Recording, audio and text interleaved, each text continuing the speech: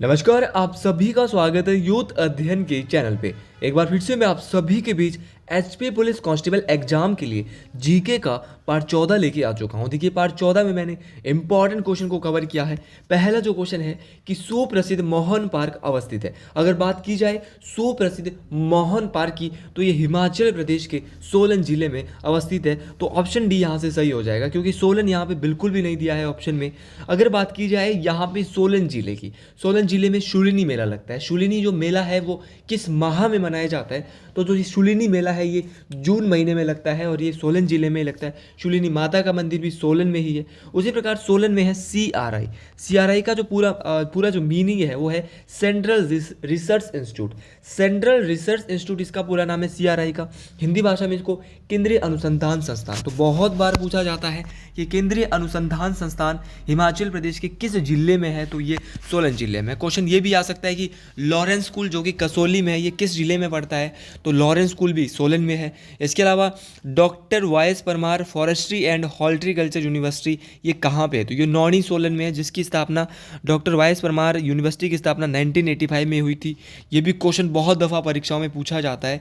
इसके अलावा हिमाचल प्रदेश की मशरूम सिटी के नाम से किसको जाना जाता है? तो मशरूम सिटी के नाम से सोलन को जाना जाता है। क्वेश्चन इस प्रकार के आपको परीक्षा में पूछे जाएंगे। अगर आप हमारे ऑफिशियल ग्रुप से जुड़ना चाहते हैं तो ये हमारा नंबर है, जिसमें कि गर्ल्स और बॉयज़ के अलग अलग यहाँ पे दो ग्रुप बनाए गए, 7876145409। अगले क्वेश्चन की बात करते हैं कि 1682 में बिलासपुर के राजा कौन थे जब गुरु गोविंद सिंह जी ने इस क्षेत्र का प्रवास किया था? तो अगर बात की जाए 1682 में जब गुरु गोविंद सिंह जी बिलासपुर आए थे, तो बिलासपुर के राजा थे भीमचंद। भीमचंद बिलासपुर के राजा थे जब बिलासपुर का प्रवास किया था गुरु गोविंद सिंह। कौन थे गुरु गोविंद सिंह? तो ये सिखों के 10वें नंबर के, कौन से नंबर के? 10वें नंबर के गुरु। इनके नाम पे गुरुद्वारा भी है, श्री गुरु गोविंद सिंह गुरुद्वारा। ये कहाँ पर है ये आपको बताना है कमेंट बॉक्स में सभी लोगों को। इसके अलावा अगर मैं बात करता हूँ गुरु गोविंद सिंह और भीमचंद के बीच, तो इनके बीच जो है सफ़ेद हाथी को लेकर भी लड़ाई हुई थी। इस बात को आपने याद रखना है कि सफ़ेद हाथी को लेकर किन दो राजाओं के बीच में लड़ाई हुई थी? तो गुरु गोविंद सिंह और बिलासपुर के राजा भीमचंद के, इन्हीं के बीच जो है वो एक युद्ध होता है जिसको बोलते हैं भंगाणी साहिब का युद्ध। भंगाणी साहिब का युद्ध जो है वो भीमचंद और गुरु गोविंद सिंह के बीच में होता है, जिसमें भीमचंद की हार होती है। और भीमचंद की जो मृत्यु हुई थी वो बिलासपुर के राजा भीमचंद की मृत्यु 1712 ईस्वी में हो गई। अगले क्वेश्चन की बात करते हैं। हर एक क्वेश्चन मित्रों बहुत ही ज़्यादा इंपॉर्टेंट है, महत्वपूर्ण है। आप परीक्षाओं के लिए हर एक क्वेश्चन को जो है वो इंपॉर्टेंट समझे। हिमाचल प्रदेश के प्रथम राज्यपाल कौन थे? अगर बात की जाए हिमाचल प्रदेश के प्रथम राज्यपाल की, तो प्रथम राज्यपाल थे एस चक्रवर्ती। एस चक्रवर्ती हिमाचल प्रदेश के प्रथम राज्यपाल थे। लेकिन अगर कल के लिए क्वेश्चन आएगा प्रथम महिला राज्यपाल, तो प्रथम महिला राज्यपाल थी शीला कौल। शीला कौल प्रथम महिला राज्यपाल थी। क्वेश्चन ये बहुत दफ़ा पूछा जाता है कि हिमाचल प्रदेश के पहले चीफ कमिश्नर कौन थे? तो पहले चीफ कमिश्नर थे NC मेहता। अगर डिप्टी चीफ कमिश्नर पूछे जाते हैं तो EP मूना बोल सकते हो। अगर पहले चीफ जस्टिस हाई कोर्ट के हिमाचल प्रदेश के पूछे जाएंगे तो इनका नाम था मिर्ज़ा हमीदुल्ला बेग। मोस्ट इंपॉर्टेंट है। पहले विधानसभा के स्पीकर अगर पूछे जाते हैं, पूछे भी गए हैं बहुत दफ़ा, तो इनका नाम है पंडित जयवंत राम। और अगर पूछा जाएगा पहली विधानसभा की महिला स्पीकर का नाम बताइए, तो इनका नाम है विद्या स्टोक्स। अभी भी विद्या स्टोक्स के बारे में राजनीति में ये अब तो सक्रिय नहीं है, लेकिन पहले सक्रिय थी विद्या स्टोक्स। ठियोग से ही आती थी।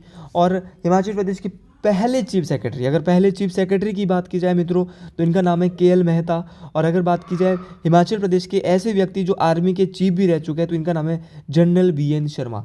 जनरल BN शर्मा आर्मी के चीफ भी रह चुके हैं, इस बात को भी आपने याद रखना है। और अगर हिमाचल के प्रथम मुख्य न्यायाधीश आपसे पूछा जाएगा, जो कि एकमात्र मुख्य न्यायाधीश है हिमाचल के जो कि सुप्रीम कोर्ट में मुख्य न्यायाधीश के पद पे रहे, तो इनका नाम है मेहर चंद महाजन। इनके नाम पे कांगड़ा में एक MCM DM कॉलेज भी है, मेहर चंद महाजन कॉलेज भी है। तो इसको हम MCM DAV कॉलेज के नाम से भी जानते हैं। इस बात को आपने याद रखना है, मोस्ट इंपॉर्टेंट बात है ये। अगले क्वेश्चन की यहाँ से बात करते हैं। अगला क्वेश्चन बहुत ही अच्छी लेवल का है कि हिमाचल प्रदेश की पार्वती 3 जल विद्युत परियोजना, देखिए पार्वती जल विद्युत परियोजना नहीं पूछी है, इस बार पूछी है पार्वती 3 जल विद्युत परियोजना। और अगर आप हिमाचल के किसी भी परीक्षाओं की तैयारी कर रहे हो ना, तो ये क्वेश्चन आपके लिए जो मैं आज पढ़ा रहा हूँ बहुत इंपॉर्टेंट है भाई। मैं आपको बहुत बता रहा हूँ कि सीरीज़ बहुत इंपॉर्टेंट है। आप किसी बुक को भी ना उठाओगे तो भी ये सीरीज़ आपके लिए जो बहुत फ़ायदेमंद रहने वाली। मैं पहले ही बोला है, किताबों में जो है वो राम कहानी दी होती है, जो कि साल साल जो है याद करके ख़त्म ख़त्म नहीं होती है। यहाँ पे सीधे इंपॉर्टेंट क्वेश्चन, उनके साथ आए हुए क्वेश्चन, बहुत सारी चीज़ें आपके बीच जो है वो रिवाइज़ करवाई जा रही है। और बार बार रिवाइज़ करवाने से, हर दिन वीडियो जब आप रिवाइज़ करते हो नई नई वीडियो, तो आपके माइंड में बहुत सारे क्वेश्चन बैठ जाते हैं। आपको क्या करना है कि एक कॉपी और एक पेन ले लेना है और जितने भी एक्स्ट्रा क्वेश्चन बताता हूँ वो सब लिख लेने हैं, बहुत काम आएंगे भाई। आपको जो है वो 10 टॉपिक एक साथ मिल रहे हैं, बहुत सारी चीज़ें। देखो आपको यहाँ पे हर एक चीज़ बता दी, पहले कौन है, कैसे है। अगर बात की जाए पार्वती 3 जल विद्युत परियोजना की, तो इसको NHPCL जो है, NHPC आप बोल सकते हैं। NHPC जो इसको क्या करता है, एग्जीक्यूट करता है। NHPC का जो पूरा नाम है वो है national hydro electric power corporation. क्या बोलेंगे, national hydro electric power corporation. NHPC जो है पार्वती 3 को जो है वो क्या करता है, एग्जीक्यूट करता है, इसकी कार्यकारी एजेंसी है। NHPC जो है वो कहाँ पर है, तो ये पार्वती की ही पहले बात कर लेते हैं। तो पार्वती ब्यास की सहायक नदी है और ब्यास की सहायक है। और ये जो पार्वती 3 जल विद्युत परियोजना है ये 520 मेगावाट की है। इस बात को आप याद रखेंगे, मोस्ट इंपॉर्टेंट है, पूछी जा सकती है। अब अगर पार्वती 3 के बारे में पढ़ लिया है तो पार्वती 1 के बारे में भी पढ़ लेते हैं। पार्वती 1 जो जल विद्युत परियोजना है, ये हिमाचल प्रदेश की सबसे बड़ी जल विद्युत परियोजना है, जो कि 2051 मेगावाट की है। इस क्वेश्चन को आपने याद रखना है। हिमाचल प्रदेश की सबसे बड़ी जल विद्युत परियोजना 2051 वाट की है। कुल्लू जिले में ही है पार्वती परियोजना भी। इसके अलावा बहुत सारी और भी जल विद्युत परियोजना हिमाचल प्रदेश में स्थित है, जैसे कि करछम बांगटू जल विद्युत परियोजना। तो करछम बांगटू के बारे में बताऊं तो ये 1000 मेगावाट की है। उसी प्रकार कोल डैम परियोजना 800 मेगावाट की है। उसी प्रकार शोंगटोंग परियोजना 402 मेगावाट की है। उसी प्रकार गिरी परियोजना 60 मेगावाट की है, गिरी परियोजना। और हिमाचल प्रदेश सरकार की पहली परियोजना है गिरी परियोजना, इस बात को आपने याद रखना है। और सावड़ा कुड्डू परियोजना ये 111 मेगावाट की है, बहुत बार पूछी जा सकती है, अब नई नई परियोजना है। धौला सीधा तो बहुत दफ़ा रिपीट होती है। धौला सीधा 66 मेगावाट की है, हमीरपुर ज़िले में स्थित है।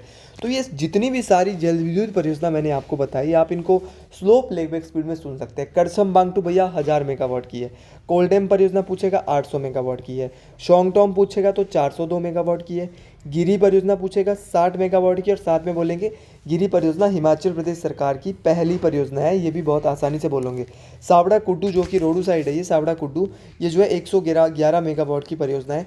उसी प्रकार धौला सीधा परियोजना जो है वो 66 मेगावाट की है, और जो कि हमीरपुर जिले में है। क्वेश्चन कुछ भी आपसे पूछेगा, आपको गलती करने की गुंजाइश बिल्कुल नहीं होनी चाहिए। हिमाचल प्रदेश राज्य विद्युत बोर्ड की स्थापना किस वर्ष हुई? SB state electricity board was established in which year? तो अगर बात की जाए हिमाचल प्रदेश राज्य विद्युत बोर्ड की, तो इसकी स्थापना जो हुई थी वो 1971 में हुई थी, इस बात को आपने याद रखना है। और 1971 में एक तो हिमाचल प्रदेश इलेक्ट्रिसिटी बोर्ड की स्थापना होती है। इसके अलावा और क्या 97 में हुआ था, तो 97 में जो है हिमाचल प्रदेश हाई कोर्ट की स्थापना भी हुई थी, इस बात को आपने याद रखना। हिमाचल हाई कोर्ट की स्थापना, जिसकी मैंने पहले आपको चीफ जस्टिस बता दिए है, MS बेग थे, 1971 में ही हुई थी। हिमाचल प्रदेश हाई कोर्ट के जो पहले चेयरमैन है, इनका नाम था KS कटोच। KS कटोच जो है Himachal Pradesh public service commission जिसकी स्थापना 1971 में होती है, इसके पहले चेयरमैन जो थे वो कौन थे? KS कटोच थे, इस बात को आपने याद रखना है। और तो अगर हिमाचल हाई कोर्ट की बात की जाए तो इसके पहले मुख्य न्यायाधीश जो थे उनका नाम था MS बेग, लेकिन पहली महिला मुख्य न्यायाधीश हाई कोर्ट की तो इनका नाम है लीला सेठ। तो आपको हाई कोर्ट के बारे में, टोटल हाई कोर्ट इंडिया के अंदर 25 है, इस बात को भी आपने याद रखना है। अगले क्वेश्चन की बात की जाए, क्वेश्चन हर एक इंपॉर्टेंट है, मैंने पहले ही बात की है कि अर्जुन अवार्ड प्राप्त करने वाली प्रथम हिमाचली खिलाड़ी कौन थी। तो अगर बात की जाए अर्जुन अवार्ड प्राप्त करने वाली प्रथम हिमाचली खिलाड़ी, तो इनका नाम था सुमन रावत। सुमन रावत हिमाचल की ऐसी पहली खिलाड़ी थी जिनको क्या मिला था, जिनको अर्जुन अवार्ड मिला था, इस बात को आपने याद रखना है। कब इनको अर्जुन अवार्ड मिला था सुमन रावत को? 1987 में। तो परशुराम अवार्ड भी इनको सबसे पहले मिला था सुमन रावत को, और अर्जुन अवार्ड भी इनको ही सबसे पहले मिला था, इस बात को आपने याद रखना है। विजय कुमार की अगर बात की जाए तो इनको भी जो है वो अर्जुन अवार्ड मिल चुका है 2007 में, निशानेबाज थे विजय कुमार। अजय ठाकुर कबड्डी के प्लेयर है, इनको भी जो है वो अर्जुन अवार्ड मिला है। और उसी प्रकार सीता गोस्वामी जो थी इनको भी मिला है, तो सीता गोस्वामी को भी मिला है अर्जुन अवार्ड। और एक और है रितु नेगी, ये कबड्डी के प्लेयर है, इनको 2023 में जो है अर्जुन अवार्ड मिला है रितु नेगी को, इनका नाम भी बड़ा चर्चित है, ये नाम भी आप याद रखें, मोस्ट इंपॉर्टेंट नाम है ये। अगले क्वेश्चन की बात करते हैं कि चंबा काशिदकारी और रुमाल के प्रवर्तन में किसने गहन रुचि ली? अब चंबा का जो रुमाल तो आपने सुना ही होगा, काशिदकारी सुनी होगी, इतनी बढ़िया वहाँ पे जो चंबा रुमाल में जो पेंटिंग होती है वो किसको श्रेय जाता है? तो गहन रुचि जो ली थी तो कमला देवी चट्टोपाध्याय। ऐसे क्वेश्चन परीक्षाओं में जब आते हैं और पुलिस की परीक्षाओं में अक्सर 2 से 4 क्वेश्चन ऐसे रहते ही रहते हैं जो आपको दिक्कत करते हैं। तो कमला देवी चट्टोपाध्याय ने जो है चंबा के रुमाल में जो है बहुत ज़्यादा रुचि ली थी। और यहाँ पे ऑप्शन में साहिल बर्मन, कौन थे साहिल बर्मन? ये वही साहिल बर्मन है जिनके द्वारा 920 ईस्वी में चंबा शहर की स्थापना चंपावती, ऑप्शन में दिया है, चंपावती के नाम पे की गई थी। चंपावती जो है पुत्री थी साहिल बर्मन की, इस बात को आपने याद रखना है। और अगर मैं चंबा की बात करता हूँ तो चंबा को अपनी जो है वो चंबा शहर की स्थापना की थी। क्वेश्चन ये भी आता है कि चंबा पेंटिंग किसके कार्यकाल के दौरान फली फूली थी? तो चंबा पेंटिंग जो है वो चंबा के राजा उदय सिंह के शासनकाल के दौरान फली फूली थी। अगले क्वेश्चन की यहाँ से बात करते हैं कि कांगड़ा का मसरूर मंदिर किस शताब्दी में बनाया गया था? तो कांगड़ा का जो मसरूर मंदिर है इसको जो है वो 8वीं शताब्दी में बनाया गया था। देखिए कांगड़ा का मसरूर मंदिर तो 8वीं शताब्दी में बनाया जाता है। इसको किस नाम से जाना जाता है? तो कांगड़ा का जो मसरूर रॉकेट मंदिर है इसको एलोरा ऑफ हिमाचल प्रदेश के नाम से जाना जाता है। और जो मसरूर रॉकेट जो कांगड़ा का है इसका जो संबंध है वो पांडवों के साथ भी, इस बात को भी आपने याद रखना है कि मसरूर रॉकेट जो मंदिर है कांगड़ा का, इसका संबंध जो है वो पांडवों के साथ भी माना जाता है। जिस प्रकार जो है वो मसरूर रॉकेट मंदिर है उसी प्रकार एलोरा भी है हिमाचल प्रदेश का। तो एलोरा तो इसे ही कहा जाता है। अब अजंता ऑफ हिमालय, तो अजंता ऑफ हिमालय जो है वो ताबो मठ को कहा जाता है। इस बात को भी आपने याद रखना है, जो कि लाहौल और स्पीति में स्थित है। ताबो मठ जो है वो 996 AD में बनाया गया था, 996 में बनाया गया था, 996 ईस्वी में इसको बनाया गया था। और 1996 में इसको बने जो है वो 1000 साल पूरे हुए थे। तो इस बात को भी आपने याद रखना है। मोस्ट इम्पॉर्टेंट बात है, परीक्षाओं में ना कोई सी बात भी अगर पूछी जाती है आपको उसको गलत नहीं करना है बस। अगला क्वेश्चन है कि who started the Shivratri fair of Mandi? Mandi का जो शिवरात्रि मेला है वो मंडी के राजा अजबर सेन के द्वारा शुरू करवाया गया था। इस बात को आपने याद रखना है। अजबर सेन मंडी के राजा थे, इनके द्वारा ही मंडी शहर की स्थापना की गई थी। मंडी को अपनी राजधानी बनाया गया था। इनके द्वारा एक मंदिर बनाया गया था मंडी में, जो कि बहुत ही फेमस टेम्पल है, परीक्षाओं में बार बार आता है। तो इनके द्वारा एक मंदिर बनाया गया था, भूतनाथ मंदिर। तो भूतनाथ मंदिर का निर्माण मंडी के किस राजा ने? तो बोलेंगे भैया अजबर सेन ने करवाया था। क्वेश्चन ये भी आ सकता है कि ये मंडी के राजा कब बने? तो ये मंडी के राजा बने थे 1527 ईस्वी में, ये मंडी के राजा बने थे। और 1534 में ही इनकी मृत्यु हो गई थी। इस बात को भी आपने याद रखना है। एक माहूनाग टेम्पल है, माहूनाग टेम्पल जो ये भी मंडी के हैं। मंडी में कहाँ पर है? करसोग में। तो मंडी के करसोग में कौन सा मंदिर है? तो बोलेंगे माहूनाग टेम्पल है। क्वेश्चन आपको ना पुलिस के पेपर में आपसे क्वेश्चन किसी भी प्रकार पूछे जा सकते, आप कितना खुद को तैयार कर रहे हो ये आप पे डिपेंड करता है। पूर्व वैदिक काल की सभ्यता के बारे में कौन सूचना प्रदान करता है? अगर बात की जाए पूर्व वैदिक काल के बारे में, तो पूर्व वैदिक काल के बारे में सूचना प्रदान करता है ऋग्वेद। 4 वेद है, 4 वेदाओं के बारे में यहाँ पे थोड़ा डिटेल से जान लेते हैं। ऋग्वेद सबसे प्राचीनतम वेद है, विश्व का सबसे पुराना वेद इसको माना जाता है। ऋग्वेद में 10 मंडल है। क्या है भैया? 10 मंडल है ऋग्वेद में। इस बात को आपने याद रखना है। 10 मंडल में से तीसरा मंडल बात करता है गायत्री मंत्र की, 7वां मंडल बात करता है दशराग्य युद्ध की, और 10वां मंडल जो बात करता है वो बात करता है पुरुष सूक्त की, जिसमें ब्रह्मा जी ने 4 भागों में जो है जातियों को बांटा है, शूद्र, वैश्य, ब्राह्मण और क्षत्रिय। तो जो ब्राह्मण आए थे वो ब्रह्मा जी के मुख से आए थे, क्षत्रिय जो भुजाओं से आए थे, जांघों से हमारे जो है वो शूद्र आए थे, वैश्य आए थे जांघों से, और शूद्र जो आए थे वो आए थे ब्रह्मा जी के पैरों से। अगर मैं यजुर्वेद की बात करता हूँ तो ऋग्वेद में 1028 सूक्त है और 10,580 ऋचाएँ या 10,462 भी आप बोल सकते हैं, दोनों ही दी गई है किताबों में। तो दोनों ही में से एक हो सकता है। और देखिए अगर बात की जाए यहाँ से यजुर्वेद की, यजुर्वेद में जो है वो यज्ञ आदि से संबंधित जो वेद है या गद्य और पद्य दोनों में जो लिखा गया है वो भी कौन सा? यजुर्वेद है। अर्थवेद जादू टोनों से संबंधित है, सबसे नया वेद है अर्थवेद। सामवेद के बारे में क्या क्वेश्चन आ सकता है? सामवेद के बारे में क्वेश्चन आ सकता है कि संगीत से, भारतीय संगीत का जनक किस वेद को कहा जाता है? तो वो सामवेद को कहा जाता है। संगीत के 7 स्वर सारे गामा पौधनी यहीं से लिए गए हैं। अगले क्वेश्चन की बात करते हैं कि समाज पर बौद्धित्व का महत्वपूर्ण प्रभाव पड़ा। तो ऐसा कौन सा समाज है जिस पर बौद्धित्व का महत्वपूर्ण प्रभाव पड़ा था? तो ये कौन सा समाज था? क्वेश्चन ये पूछ रहा है। तो ये पड़ा था स्त्रियों एवं शूद्रों पर। स्त्रियों एवं शूद्रों पे बहुत जो है वो प्रभाव पड़ा था बौद्धित्व का। अगर बात की जाए बौद्धों की 4 संगीतियाँ हुई थी, कौन कौन सी 4 संगीतियाँ और कहाँ कहाँ पे हुई थी, मैं खाली आपको इतना बताऊँगा। देखिए बौद्धों की 4 संगीतियाँ हुई थी। पहली संगीति हुई थी राजगृह में, दूसरी बौद्ध संगीति वैशाली में हुई थी, तीसरी जो बौद्ध संगीति हुई थी ये पाटलिपुत्र में हुई थी, और चौथी बौद्ध संगीति जो हुई थी ये कुंडलवन कश्मीर में हुई थी। और क्वेश्चन ये भी पूछा जाता है कि गौतम बुद्ध का जो जन्म है, वो गौतम बुद्ध जो है वो संस्थापक माने जाते हैं बौद्ध धर्म के। इनका जन्म जो है हुआ था वो लुम्बिनी में। कहाँ पे हुआ था? लुम्बिनी में। और मृत्यु अगर पूछी जाएगी तो मृत्यु हुई थी कुशीनगर। अगर जन्म की बात की जाए तो लुम्बिनी, और मृत्यु की बात की जाए तो कुशीनगर। दोनों में से क्वेश्चन आप गलत नहीं करेंगे। महात्मा बुद्ध के द्वारा पहला उपदेश कहाँ पे दिया गया था? तो पहला उपदेश इनके द्वारा जो है वो सारनाथ में दिया गया था। इस क्वेश्चन को आपने याद रखना है, मोस्ट इंपॉर्टेंट ये बात है। और जब इन्होंने अपना पहला उपदेश दिया तो उसको क्या कहा जाता था? तो इनका जो पहला उपदेश था इसको कहा जाता था धर्म चक्र परिवर्तन। तो इस बात को भी आप याद रखिए कि इनके द्वारा जो पहला उपदेश दिया गया था इसको क्या कहा गया था? धर्म चक्र परिवर्तन। ज्ञान की प्राप्ति इनको बोधगया नामक स्थान में हुई थी। पीपल के वृक्ष के नीचे इनको ज्ञान की प्राप्ति हुई थी। निरंजना नदी थी। इस बात को भी आप याद रखें, मोस्ट इंपॉर्टेंट ये बात। अगले क्वेश्चन की यहाँ से बात करते हैं कि मंडी रियासत का इतिहास या हिस्ट्री ऑफ मंडी स्टेट पुस्तक के लेखक कौन है? तो हिस्ट्री ऑफ मंडी स्टेट पुस्तक जो है इसके जो लेखक है इनका नाम है मनमोहन सिंह। मनमोहन सिंह जो है इसके लेखक है। इस बात को आपने याद रखना। एक बुक है, देखिए जो history of Mandi state book है ये मनमोहन सिंह के द्वारा लिखी गई थी। अगर क्वेश्चन कल के लिए परीक्षा में आता है कि हिस्ट्री ऑफ मंडी, तो खाली हिस्ट्री ऑफ मंडी अगर होगा, स्टेट नहीं होगा, तो क्या आएगा फिर? विक्रम कायस्थ। दोनों बातें आपको याद रखनी है। ऑप्शन में और भी बहुत सारे नाम दिए, जैसे कि एम.एस. रंधावा। एम.एस. रंधावा की अगर मैं बात करता हूँ, इनके द्वारा एक बुक लिखी गई थी कांगड़ा पेंटिंग्स। ए.पी.एफ. हारकोट की अगर मैं बात करता हूँ तो ए.पी.एफ. हारकोट के द्वारा भी एक बुक लिखी जाती है Himalayan district of Kullu and Lahaul Spiti. तो ये बुक लिखी थी ए.पी.एफ. हारकोट ने। राम राहुल साहब ने कौन सी बुक लिखी थी? तो राम राहुल जी के द्वारा जो बुक लिखी गई थी इसका नाम था Himalayan Borderland. Himalayan Borderland book Ram Rahul. और हिमाचल प्रदेश का परिचय ये लिखी थी देवराज शर्मा जी ने। उसी प्रकार हिमालयन आर्ट जो बुक है ये लिखी थी जे.सी. फ्रैंक ने। और तारिक ए रियासत सिरमौर जो बुक है ये लिखी थी राजा रणजौर सिंह ने। उसी प्रकार एक बुक कंट्री लाइफ बुक है वो लिखी थी किसके द्वारा? Nora Richards. तो नोरा रिचर्ड्स के द्वारा एक बुक है वो कंट्री लाइफ बहुत बार परीक्षाओं में पूछी जाती है।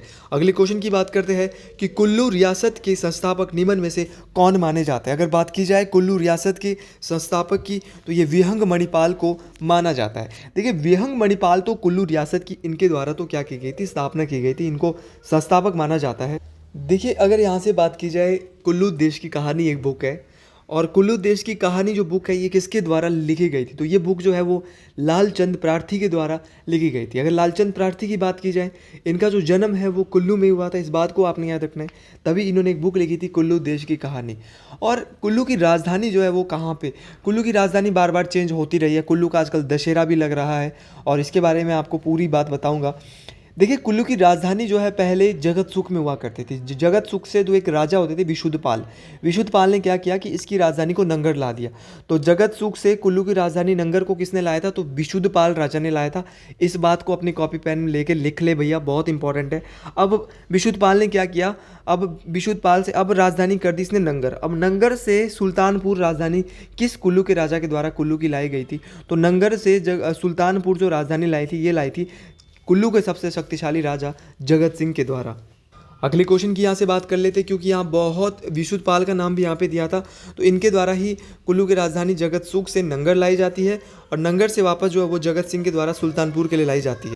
अगले क्वेश्चन की बात करते हैं कि किसके शासनकाल में श्री रघुनाथ जी की प्रसिद्ध प्रतिमा को अयोध्या से कुल्लू लाया गया था? आजकल आप जानते हो कि कुल्लू का दशहरा भी चल रहा है, और कुल्लू के दशहरा आजकल बहुत ही धूमधाम से मनाया जा रहा है, जो लास्ट होगा 19 अक्टूबर को मुझे लगता है।